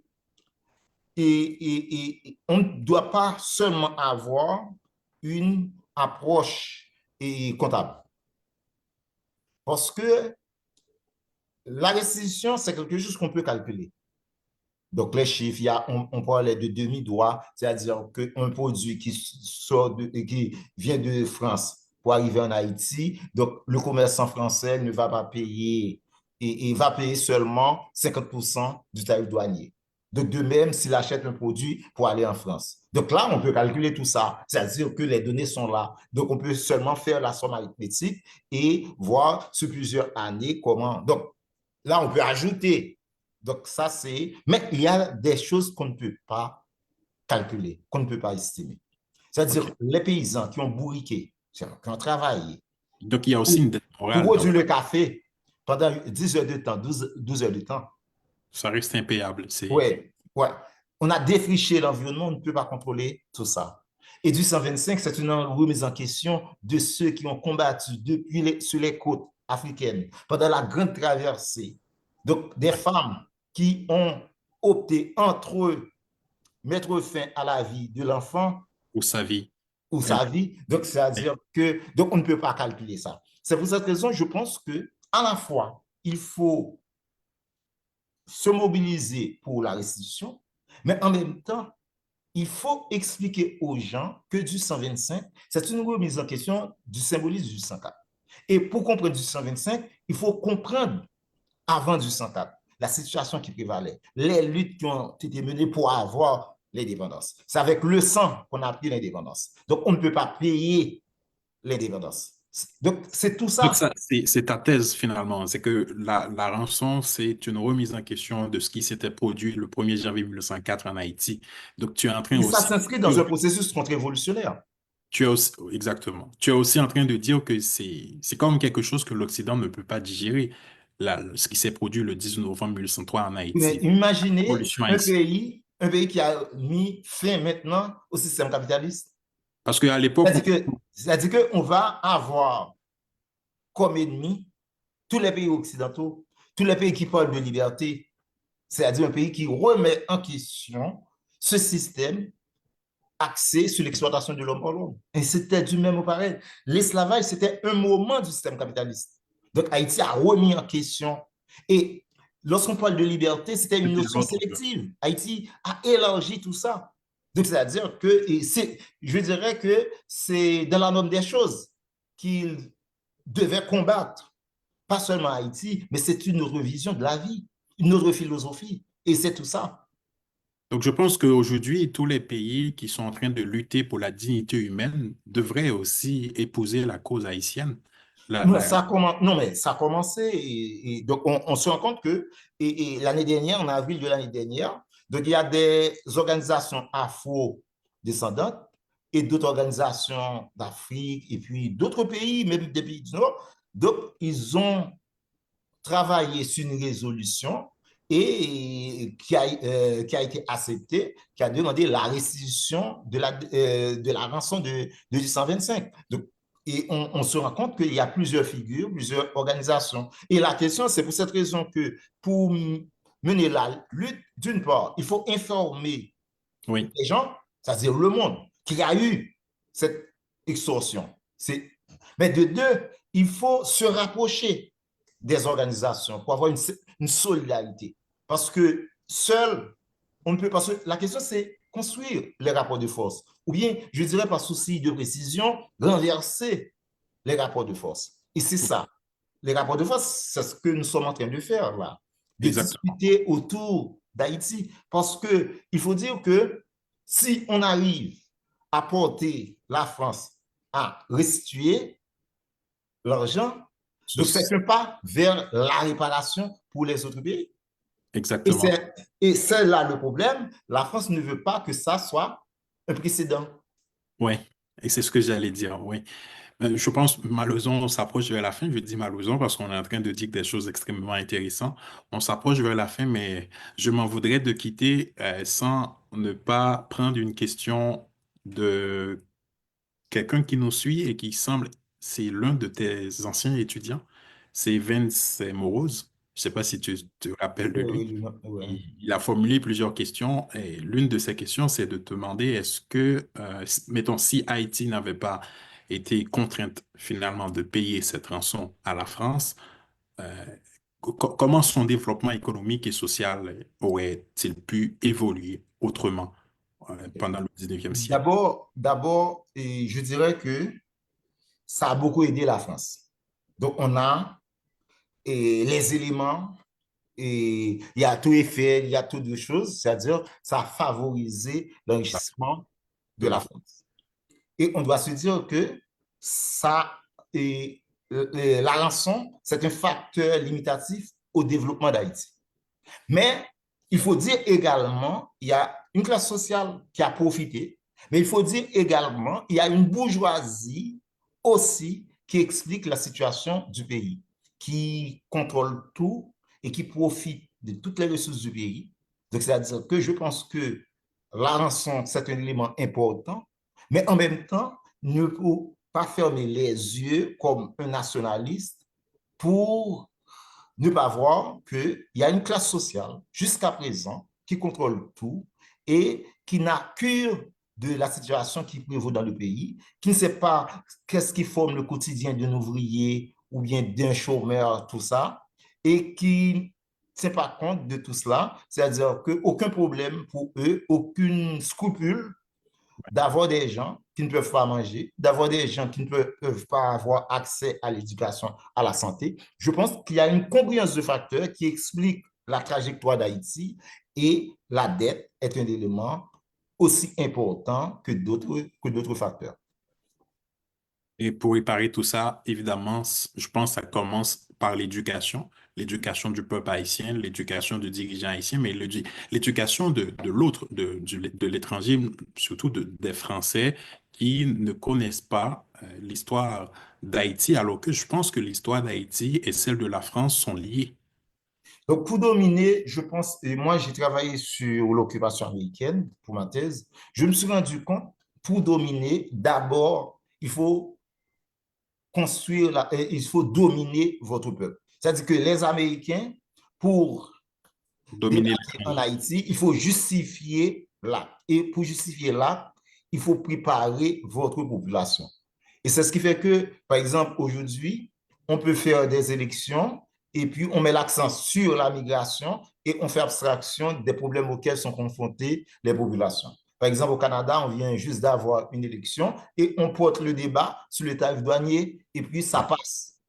Oui. Et Alors, si ce n'est pas le tarif douanier, ce serait la migration. Alors que ce sont des gens qui font face, qui ont c'est des intéressant. problèmes de logement, des problèmes d'accès à la santé, c'est-à-dire que si pour prendre un rendez-vous, ça dure beaucoup de temps, donc il n'y a pas d'urgence pour un certain nombre de problèmes, de maladies. Donc, il y a des problèmes qui sont très, très compliqués pour la population canadienne. Et puis, on peut et construire l'opinion publique à partir des choses, des fois, on voit que c'est des choses qui ne sont pas fondamentales et pour occulter les véritables problèmes. Donc, De la manipulation, tout simplement. oui, donc ça veut dire que, et ça, l'école joue un grand rôle et en même temps, et les institutions, et je dirais, de socialisation jouent également un grand rôle. Donc, il faut à la fois contrôler votre population et justifier les actions. Par exemple, quelqu'un qui ne vit pas très bien au Canada, qui peut avoir une maison, tout ça,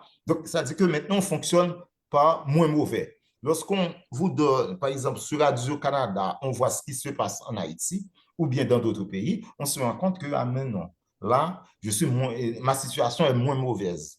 Et c'est comme ça qu'on fonctionne maintenant. Moins mauvaise, mais par rapport à des pays comme des repères. Alors que ces pays, c'est la manifestation des problèmes. Alors, c'est ceux qui décident. C'est comme Core Group a pris naissance à Ottawa. Donc, c'est-à-dire ce sont eux qui donnent les ordres qui contrôlent Haïti, mais les problèmes auxquels Haïti est confronté se manifestent en Haïti. Donc, c'est-à-dire qu'il y a une façon de manipuler les gens des pays du Nord à travers les écoles, à travers des institutions, et je dirais entre guillemets informelles. Puis, après, il faut pouvoir et contrôler la population qu'on va contrôler. Donc, il faut qu'on va, c'est-à-dire que dominer. Mais, Donc, voyez-vous qu'en Haïti, en dépit de la situation qui prévaut en Haïti, il n'y a pas de gens qui sont dans la rue pour demander l'occupation. Donc, ça, c'est intéressant. Donc, il n'y a jamais eu, jusqu'à présent, des manifestations pour demander l'occupation. tu L'occupation. parles, ok, tu parles Jusqu'à de présent. l'invasion étrangère. Et occupation étrangère jusqu'à présent. Donc, cela veut dire qu'il y a un certain éclairage qui a été apporté pendant les dernières années et ils étaient témoins des différentes occupations contemporaines. Donc, ceci dit, lorsqu'on écoute parler la diaspora haïtienne ou bien les Canadiens ou d'autres, ils pensent que la meilleure décision serait d'occuper Haïti. Bien, sur ces mots, je pense qu'on va arrêter là parce que je pense, ouais, c'est ça. On devrait finir en 45 minutes. Ça fait déjà 1 heure qu'on est ensemble. Je ne sais pas si Mbaye voudrait placer une question ou des commentaires ou quelques mots. C'est quand même le gros boss de la soirée. Ouais. Bon, je pense que l'autre n'est plus là. Je sais Tu pas. veux Ouais. Bon, réagir? juste pour rallumer là, ma caméra. OK, Oui, parfait. Ben, il y avait une question là sur, je ne sais pas si tu as vu la question de Marcelin à LCU. Je trouve ça un peu spécial. Il dit, parlons de remboursement de cette dette. oui, Je me demande, est-ce que Haïti est prêt pour recevoir ce remboursement? Est-ce qu'il y a des défis qu'on peut anticiper, oui, monsieur le j'entends docteur souvent Lucie? cette question. C'est ça, je trouve ça un peu spécial là, mais bon, je dis, il Ouais. faut l'aborder quand même. J'entends souvent cette question. Je ne sais pas si le professeur veut y répondre. Non, mais on pourrait demander aux Français, est-ce que Haïti était prêt pour À payer. l'avancement en 1825? Je ne Ouais. pense pas qu'il n'y a pas de moment, je dirais, propice lorsqu'on milite, lorsqu'on lutte. Quand les esclaves commençaient à lutter, donc ils ont commencé depuis sur les côtes, ou bien pendant la Grande Traversée, il n'y a pas eu de moment. Et c'est les gens qui luttent, qui transforment la réalité, qui arrivent à inverser, et je dirais, les rapports de force, de telle sorte que les rapports de force soient favorables à eux. Donc, c'est pour cette raison, on pense que les dirigeants qui sont là, on ne peut pas faire confiance à ces gens-là. Donc, pour nous, je pense qu'à la fois, il faut poser, il faut militer pour avoir la restitution et en même temps, il faut mobiliser la population autour de cela. Et quand la population se rend compte qu'elle doit être l'actrice de ce mouvement, et elle va se rendre compte qu'il faut qu'il contrôle le pouvoir. Que les gens doivent s'organiser pour pousser, pour lutter pour la restitution, mais pour gérer l'argent, ils vont se rendre compte qu'ils doivent s'organiser ensemble, proposer soit budget participatif. Et dès qu'on parle de budget participatif, ce sont eux qui doivent définir les propriétés, les priorités, et le budget va bâtir à partir des propriétés des organisations.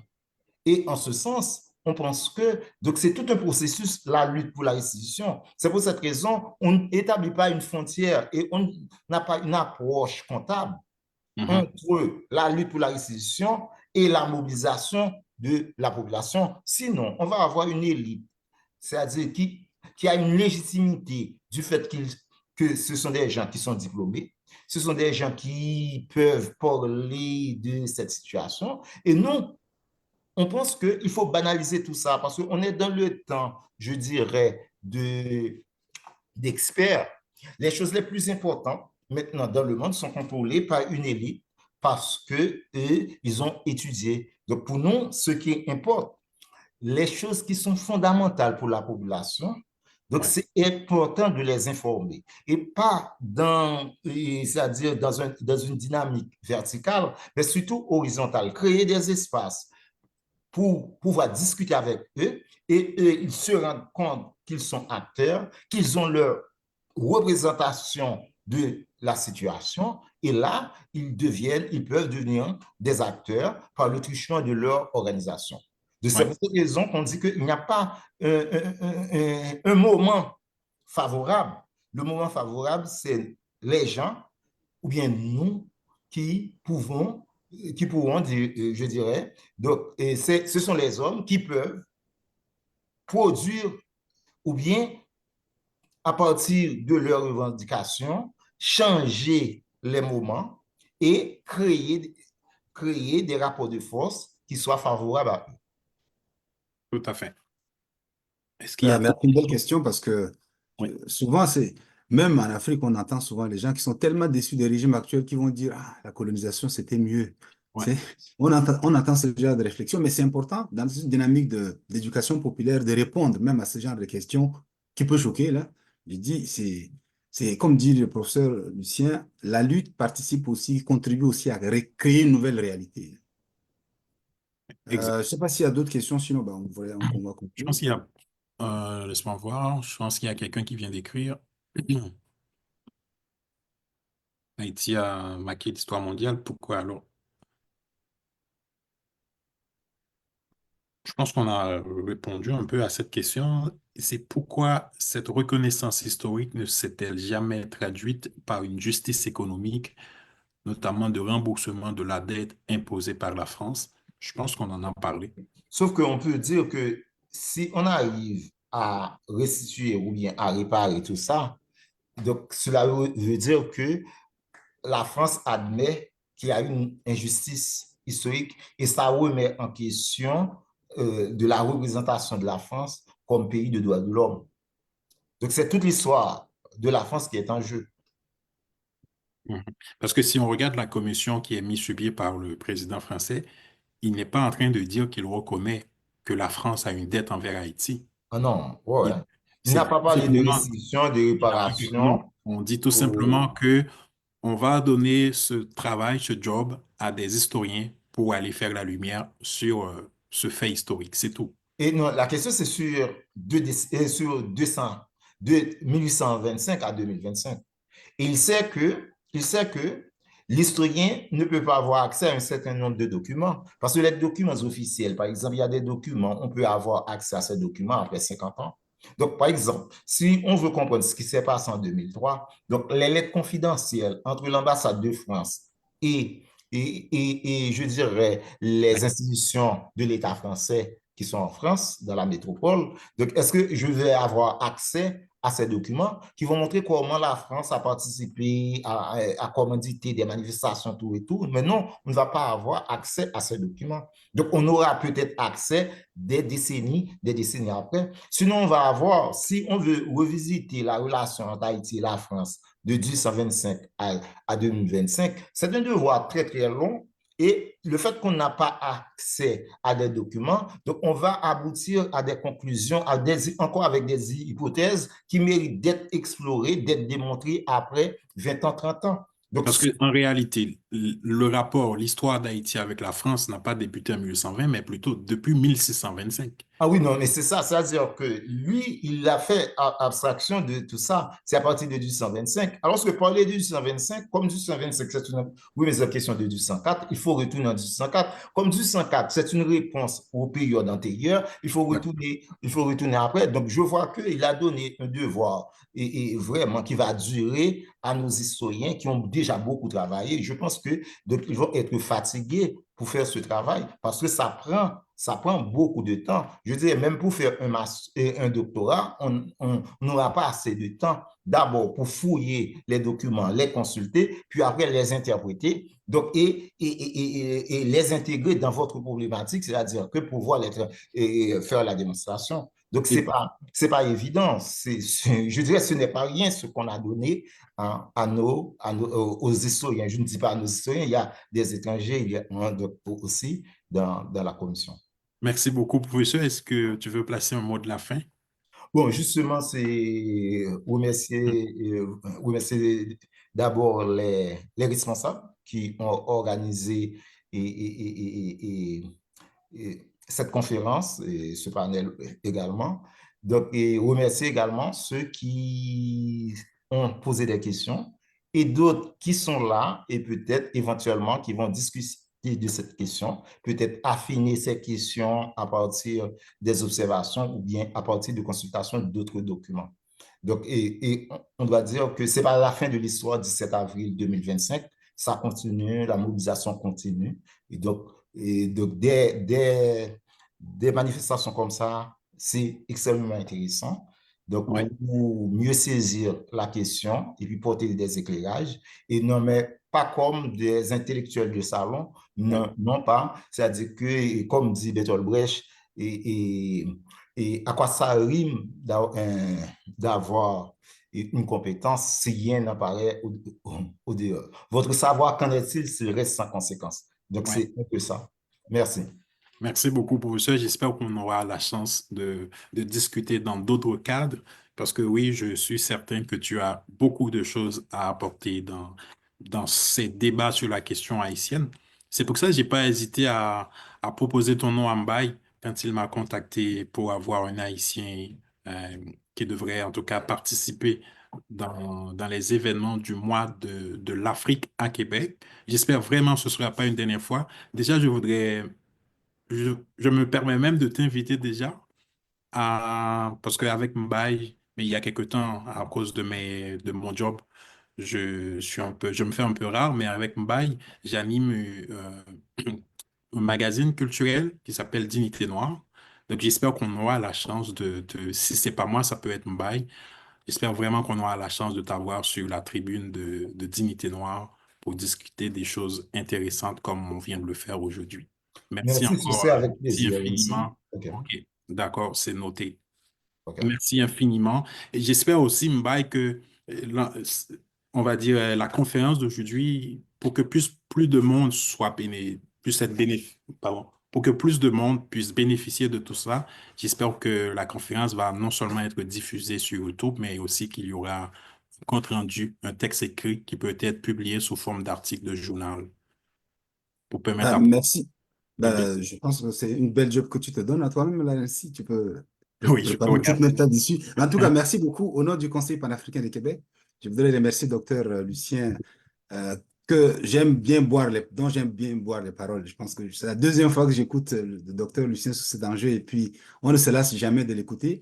C'est très populaire. En ligne, là, il y a 400 vues environ de la conférence. C'est quand OK. même très populaire, là. Je pense que c'est la conférence la plus populaire qu'on a organisée en ligne depuis le début du mois de l'Afrique. Donc, j'ai l'impression qu'il y a un vrai il y a un vrai intérêt sur cet enjeu-là. La première conférence qu'on avait organisée, la causerie inaugurale avec Dr Ali Moussa et Dr Lucien, on avait environ 300 personnes, 250 personnes en vue, en direct. Et j'ai vu sur YouTube qu'on est, la semaine dernière, on était à 1200 vues déjà.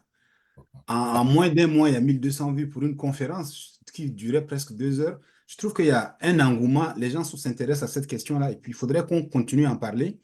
Même si l'Union africaine a mis cette thématique sur la ligne en 2025 et que nous en parlons en mai, il ne faut pas arrêter là. Je pense que toute l'année, il faudrait continuer à en parler. Comme l'a dit le docteur Lucien, il y a un lien intrinsèque entre ces enjeux-là, la question de la dette et de l'appauvrissement de nos pays, que ce soit en Afrique ou ici, il y a un lien là, à faire entre ces enjeux-là. La question des réparations et la question des dettes aujourd'hui, je pense que c'est les deux questions cruciales que le Sud global, mais aussi l'Afrique globale, c'est-à-dire que l'Afrique continentale, mais aussi sa diaspora, devraient mettre de l'avant.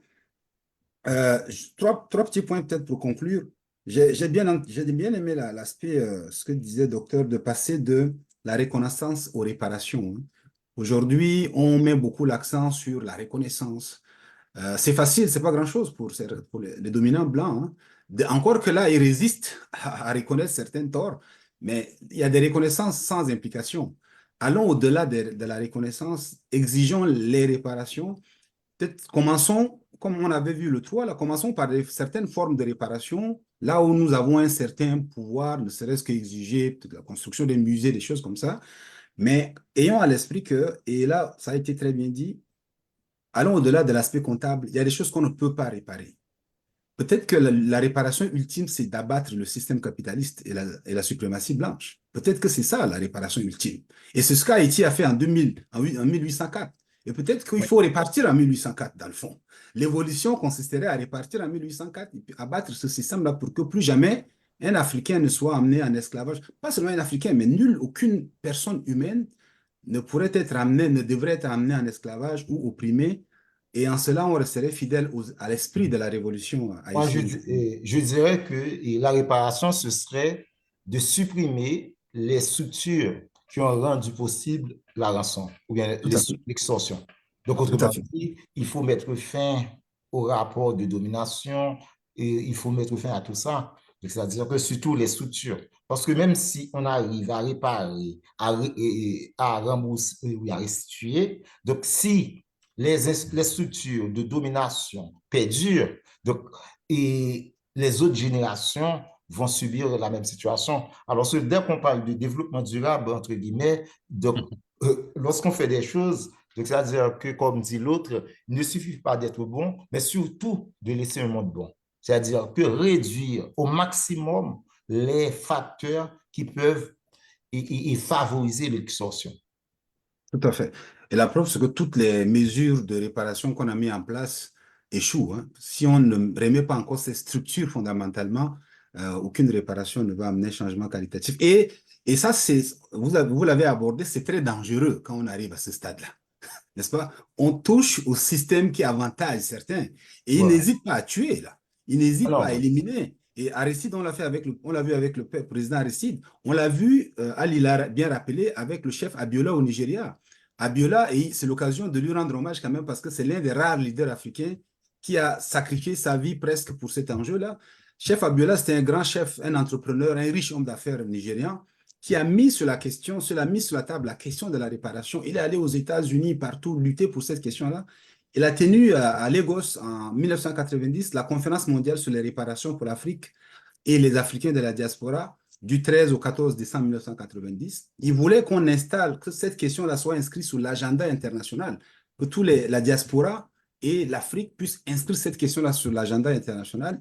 S'est présenté aux élections présidentielles nigérianes de 1993. Il a gagné, mais les militaires n'ont pas reconnu son élection. Ibrahim Babangida n'a pas reconnu son élection. Sani Abacha ils ont fait le coup d'État pour prendre le pouvoir, ils l'ont tassé, il a fini, il est mort par la suite.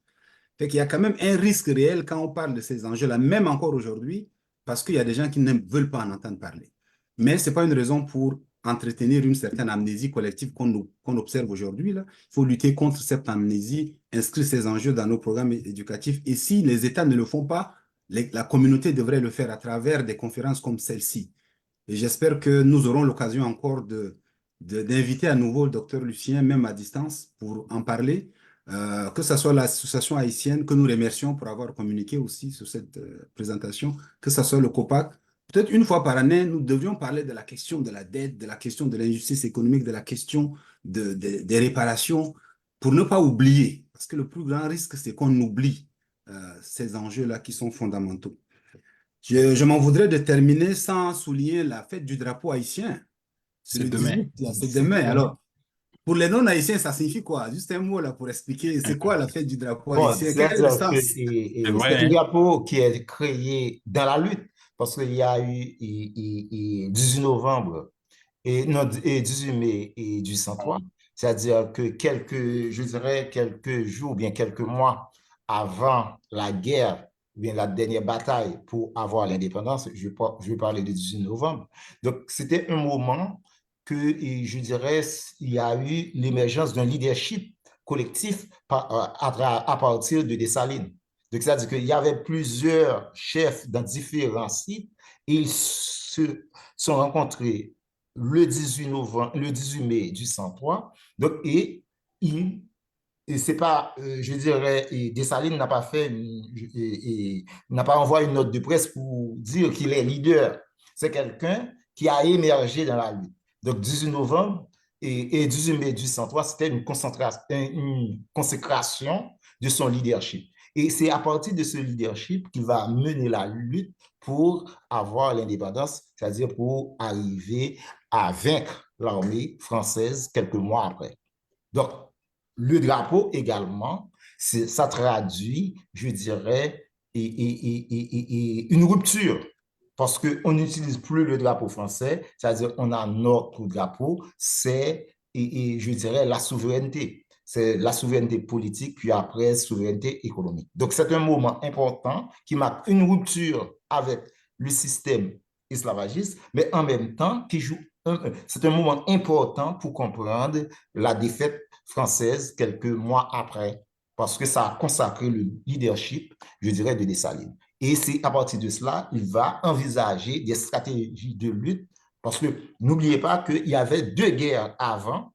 Donc, me semble-t-il que l'armée des insurgés a été vaincue par les Français. 2 guerres, bien 2 mois avant. Donc, et c'est un élément à l'actif de Dessalines. Il a pu revisiter les failles ou bien la force des Français, les failles de son groupe, mais aussi les forces de l'armée française. Il a joué sur ça et ce qui lui a permis de gagner la guerre. Donc, on ne peut pas parler de 18 novembre et puis ne pas parler du mai du 103. C'est un moment extrêmement important. Mais il arrive dans la littérature dominante, on parle surtout du drapeau. On ne parle pas de ce congrès. C'était un congrès politique.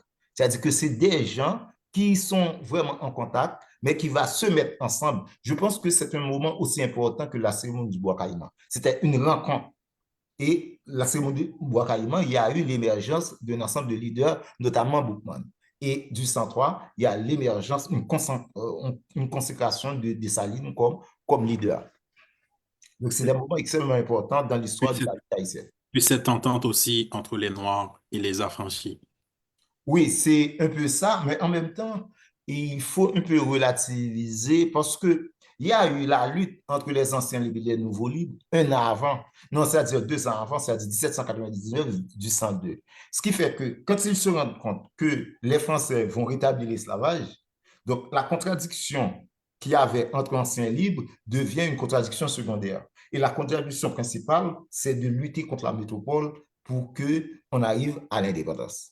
Mais me semble-t-il que cette alliance était une alliance conjoncturelle et qui fait que 3 ans après, donc ça revient en 1806 et on va avoir le coup d'État. Donc, ceci dit, Lorsqu'on revisite l'histoire de la lutte, il faut tenir compte des alliances. Lorsqu'on fait une alliance, on doit se rendre compte qu'on fait l'alliance sur votre leadership, sur notre leadership.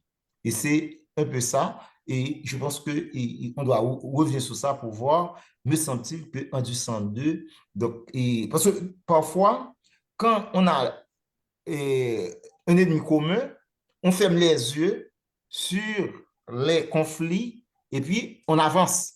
Oui, on doit faire des alliances, mais surtout lorsqu'on fait des alliances, et c'est cette leçon qu'on doit tirer du 102, du 103, l'alliance entre anciens et nouveaux libres, me semble-t-il qu'on était allé trop vite, mais quand même, moi, je parle quelques siècles après, Il y a un voyez-vous, je débat. ne suis pas dans la... Mais maintenant, lorsqu'on fait l'histoire, ce n'est pas seulement rester sur le passé, on va en tenir compte pour la lutte, pour les luttes actuelles. Oui. C'est-à-dire, lorsqu'on parle de grand soir, pour arriver à la victoire, il faut revisiter les luttes. Mais revisiter les luttes, c'est à la fois voir ce qui a marché, ce qui n'a pas marché, pourquoi, et puis on peut les mobiliser pour construire des stratégies, je dirais, des stratégies de lutte qui soient efficientes et efficaces. Parfait, que c'est fascinant de vous écouter. J'aurais bien aimé continuer, mais à un moment donné, il faut arrêter. Merci Oui. beaucoup pour ces éclaircissements. Puis, bah, moi, j'invite on parlait d'amnésie tantôt, là, moi, j'invite toute la communauté africaine en particulier, qui vit dans une certaine amnésie de l'histoire haïtienne, à s'intéresser à cette histoire fascinante-là. Je pense qu'Haïti représente quelque chose dans l'imaginaire noir. Il ne faut pas être noir ou africain et ignorer l'histoire de l'Haïti. Donc, c'est raison pour laquelle nous nous sommes dit c'est impossible, c'est inenvisageable de parler de la question des réparations sans aborder Haïti. Et donc, merci Renzi d'avoir fait le lien avec Dr Lucien. Donc, j'invite toute la communauté africaine qui nous écoute à s'intéresser aux enjeux. Quelque chose se passe autour de l'histoire de l'Haïti, de ce que va émerger d'Haïti ou autour d'Haïti. Peut-être ce qui va émerger va impacter beaucoup d'autres pays, y compris les pays africains. Donc, pour finir, je vais annoncer les autres activités du mois de l'Afrique. On va jusqu'au 31 mai. Donc, cette semaine, il y a deux activités auxquelles nous vous convions. Le 22 mai, le 22, c'est jeudi prochain, en ligne sur Zoom aussi, sur cette page-là du Forum Jeunesse Afro-Québécois, que nous remercions pour héberger nos activités. Donc, il y aura une présentation sur le thème prédiction. Il y a 100 ans, que fait l'Afrique pour en faire une réalité? Donc, il y a 100 ans, il y avait des caricaturistes qui prédisaient, dans le fond, que euh, l'Afrique, l'Inde et la Chine émergeront comme des puissances mondiales. Puis on se rend compte qu'aujourd'hui, la Chine a émergé, l'Inde la suit, mais l'Afrique stagne. Donc, Madame Fall, qui est coordonnatrice du président du collectif pour la promotion du patrimoine immatériel en francophonie, tient une causerie avec des têtes bien connues, dont, entre autres, Aziz Salmon Fall, qui est politologue à l'université d'Ottawa, et puis qui est aussi très impliqué sur les questions liées à la reconnaissance, la lutte pour la justice pour Thomas Sankara. Il y a Ali Moussa, qui était intervenu le 3 mai, et Aminata Draman Traoré, que vous connaissez certainement, ancienne ministre de la Culture du Mali, femme politique et écrivaine, qui n'a pas sa langue dans la bouche, sa bouche aussi, qui lutte beaucoup pour ces enjeux de lutte contre le colonialisme, le néocolonialisme, etc. Donc, c'est une causerie en ligne jeudi prochain, le 22 mai 2025, 12h à 12h, heure de Québec, à 18h, heure de Paris, parce que Madame Fall est à Paris pour l'instant. Puis, dimanche prochain, la délégation pour les étudiants, la délégation pour la simulation de l'Union africaine à l'Université Laval, va projeter le documentaire Africa Glory qui retrace l'épopée de l'empereur Aboubakar II du Mali, qui a organisé une expédition de 2000 bateaux pour venir vers les Amériques en 1213, avant Christophe Colomb, mais on n'en parle pas beaucoup. Donc, encore aujourd'hui, on a retrouvé des artefacts qui témoignent de la présence africaine ici, dans les Amériques, avant l'arrivée des Européens. Donc, ce documentaire sera projeté par les étudiants de l'Université Laval à midi, à 14h au pavillon des Jardins. Donc, vous pouvez y aller. Donc, ça, c'est les deux activités de la semaine prochaine. Et puis, la semaine prochaine, on vous annoncera les autres activités de la semaine d'après. Je vous invite au documentaire final qui va clore le mois de l'Afrique. C'est le documentaire d'une Haïtienne aussi, Benita Jacques, qui était en quête de ses origines, simplement. Donc, elle est partie en Afrique et elle a produit ce documentaire intitulé Afrique berceau de l'humanité et des civilisations modernes. Nous allons le projeter le samedi 31 mai dans l'amphi de l'ENAP elle, en présence de Mme Benitaja qui sera là, donc le public pourra aussi dialoguer avec elle. Donc, merci beaucoup. Nous remercions nos partenaires, en particulier le Forum Jeunesse Afro-Québécois qui héberge nos événements sur ces liens. Et donc, comme l'a souhaité Renzi, c'est une conférence qui est déjà très populaire en ligne. Là, on va essayer de mettre ça sur YouTube pour la partager largement. Et puis, Dr. Lucien, je ne sais pas comment vous remercier. Non, J'espère avec qu'on plaisir. va vous inviter encore à nouveau, certainement. Ok, Merci à vous tous et ok, puis je vous souhaite merci et Adji, merci Renzi. À bientôt. à À bien. bientôt. Bonne fin de semaine. Ok, Soirée. bonne soirée. Moi?